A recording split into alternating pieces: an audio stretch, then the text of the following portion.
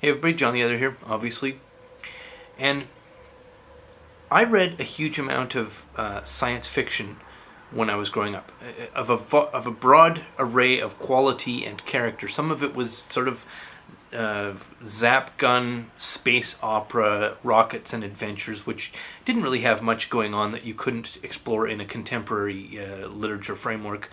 But the most interesting I would call not so much science fiction as speculative fiction, meaning taking a potential future technology or a hyper-advanced technological culture and using that as the framework to explore ideas that you can't really get away with, that are sort of pseudo-forbidden to talk about in contemporary literature, contemporary storytelling. One of these ideas is the causes of a collapsed society, the causes of a dystopia. How do you get from the buses running on time and grocery stores full of food that you can go buy to, driving in the desert and fighting over, water or gasoline, and that's a well-known dystopia of a movie franchise. And I think one of the ways we get from a workable culture, a workable society, to a collapsed, failed one is by destroying knowledge, by losing our connection to the bank of human knowledge that we all rely on, that is what enables us to have, shelves full of books and electricity when we throw the light switch. And so something that I think aware people have been noticing and really not sure what to do about is that our present educational system, and I mean the universities, but increasingly now sort of at the high school, the community college level, and even elementary school level, is we are seeing our established and formal educational institutions propagating false knowledge, propagating anti-knowledge, but under the guise of knowledge.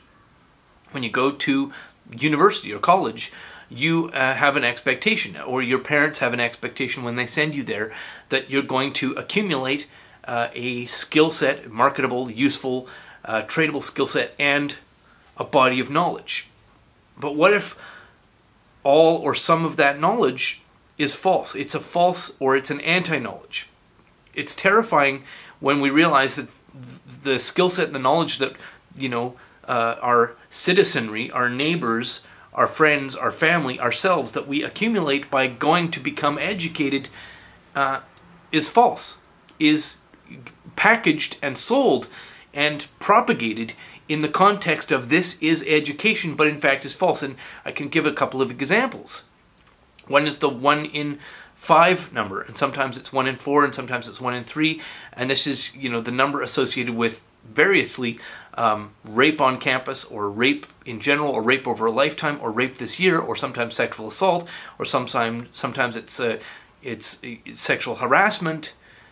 But the fact that what that 1 in 5 number is attached to in terms of the offense, whether it's rape or catcalling or harassment, it's changeable and depends on who you're talking to. It depends on in what context that that statistic gets thrown around. The fact that what we're talking about is so malleable, so flexible, is kind of a signal to a thinking person that it's all hocus pocus to begin with, as is the fact that the number changes. It's 1 in 5, and now it's 1 in 4, then it was 1 in 2, and now it's 1 in 4 again.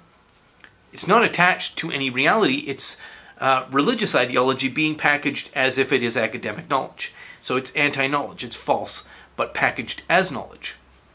And I call it anti-knowledge like antimatter. It eliminates true knowledge. And where does this take us? The rule of thumb, by the way, is another one. Anti-knowledge, it's false knowledge. And it takes us towards a potential future where we have lost touch with actual knowledge, where we've lost touch with our history. Now, going back to the science fiction reference, there's a very popular, well-known science fiction movie franchise, the first of which is features the actors Keanu Reeves and Lawrence Fishburne. And there's a scene early in the movie where Lawrence Fishburne explains to Keanu Reeves that they are in a future dystopic world that they don't know what year it is. They know that there was some great and terrible calamitous war, which is why the earth is a scorched wasteland, but they don't know the nature of that war. They don't know how they got there. They have lost their history. Now, the loss of history, the loss of contact, of continuity with human knowledge, accumulated human knowledge, is a terrifying and extremely disturbing dystopic idea.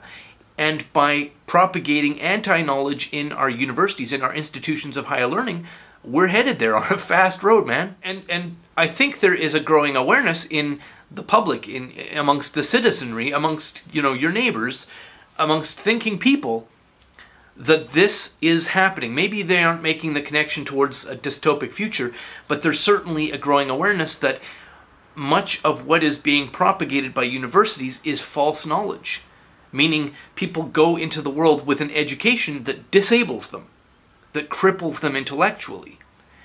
So there is a social or a cultural demand then, which is emerging, maybe isn't fully understood yet, for an alternative framework of education to rekindle the idea that educational institutions and centers of higher learning are the carriers of knowledge. They are the stewards of human knowledge, and they have to be vigilant against ideological false beliefs which come in a religious framework. And I'm not talking about any Judeo-Christian, Bible-based, Quran-based, Bhagavad Gita-based. I'm talking about an ideology containing a collection of false ideas that has a religious framework around it that protects it from criticism.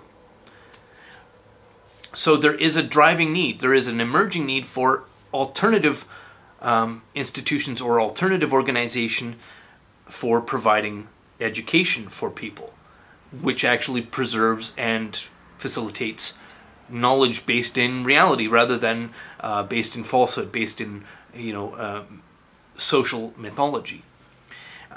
And what the formats of those are, we are beginning to see some of it through online stuff done by actually existing major universities, but I think there's definitely a space to be filled in completely new thinking, completely new institutions or formats for acquiring education as functional people in our society. And I think I don't know what they're going to be, but it's pretty interesting and exciting to see it happening. In a couple of my recent videos, particularly in the comments threads of those videos, I have noticed a large number of attack comments, not attacking points of view or arguments or positional statements or even stuff based on evidence. Rather, people going at other people like, you're not a real man, you're, a girly man, you're a sissy, you're a, I just made you my bitch, and so on. And I find this style of commentary really unproductive. I'm sure there is some value to it if what you're trying to do is build a little in-group so that you can feel, secure and emboldened and protected by the group. But it really doesn't lead to an advancement of understanding or knowledge or growth of your own information or knowledge. All it does is just go, we're the good guys, they're the bad guys, those guys suck, we're really good. And I would encourage everybody to try as hard as you can not to engage in this "I just proved you're a bitch" style of commentary. Now, I want to be clear that I am absolutely not saying anything like, can't we all just get along, because I don't think we should all get along, but we can disagree without devolving into the schoolyard name-calling, childish, taunting nonsense that goes nowhere. Okay, thanks a lot for listening and have a great day.